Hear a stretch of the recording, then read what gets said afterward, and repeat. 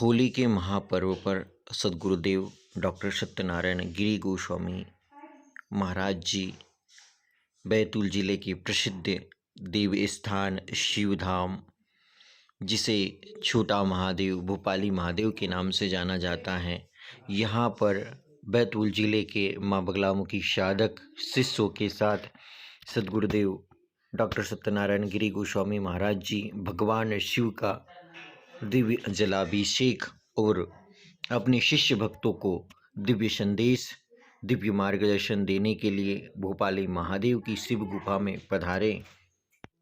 भगवान शिव की दिव्य शक्तियों से परिपूर्ण सद्गुरुदेव महाराज माँ भगवती तारा माता के अनन्य साधक है।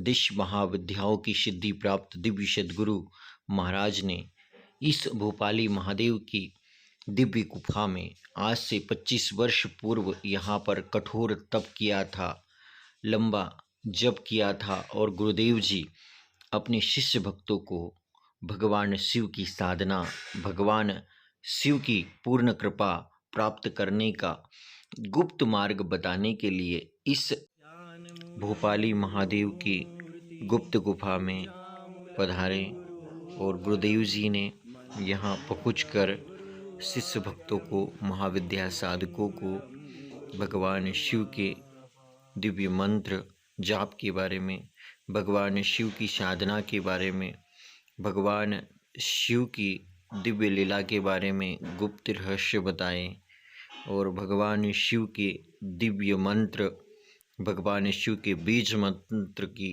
गोपनीय जानकारी बताई। इस अवसर पर गुरुदेव महाराज जी ने भगवान शिव को जल्दी से जल्दी प्रसन्न करने के कई दिव्य रहस्य बताए। आप सभी अगर चाहते हो कि आपके जीवन में भी भगवान शिव की कृपा मिले, भगवान शिव को जल्दी प्रसन्न करने का कोई ऐसा मार्ग मिले, तो आप गुरुदेव जी से अवश्य मिलें। इस अवसर पर गुरुदेव महाराज द्वारा होलिका के विषय में भी दिव्य जानकारी बताई गई। शिष्य भक्तों को किस प्रकार से भगवान शिव का ध्यान करना है, किस प्रकार से भगवान शिव के दिव्य मंत्र का जाप करना है, यह दिव्य रहस्य भी बताया। और भगवान शिव की प्राण प्रतिष्ठित स्वयंभू प्रकट हुई शिवलिंग के समक्ष माँ भगवती का जाप करने से होने वाले अनंत कोटि लाभ के बारे में भी दिव्य जानकारी बताई। आइए आप सभी भी सुनिए होलिका के इस पावन पर्व पर गुरुदेव जी ने क्या संदेश दिया। उन सबसे आगे भगवान शंकर हैं और आज बहुत पुण्य पवित्र मासे फाल्गुन मासे और पूर्णिमा तिथि, आज पूर्णमासी तिथि है। आज के दिन ही सती सुलोचना सती हुई थी अपने पति के साथ में, और आज के दिन ही होलिका जितना बड़ा वरदान था, उसको अग्नि भी नहीं जला सकती थी, सूर्य की किरणें भी नहीं जला सकती थी।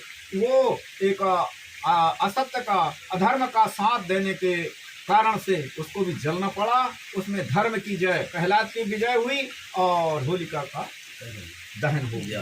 इसी प्रकार हमारे भक्तों को आशीर्वाद है। अब तक मनमुखी थे, क्या थे?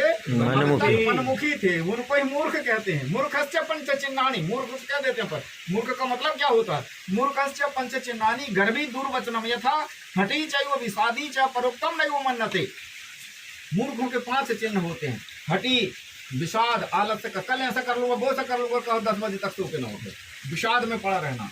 हठी चैव विषादी च, और हमने क्या कह दिए उसका, उस वचनों का ध्यान नहीं कर सकता। इसी प्रकार हम तो आज भोलेनाथ के शरण में हैं। अब तक ज्ञान के बस में मनमुखी थे, अब हमको गुरुमुखी हो गए हैं आप। इसलिए गुरु वचनों पर विश्वास करके और भगवान शिव की साधना करना है और ये कहना है कि दुर्भाग्य की होली जला करके हमको आगे जो होनी थी सो होली नाथ संग खेलूंगी होली, यही होली है। कीचड़ रंग उतारना ये नहीं है। जो होनी थी होली हमने लड़ लिए।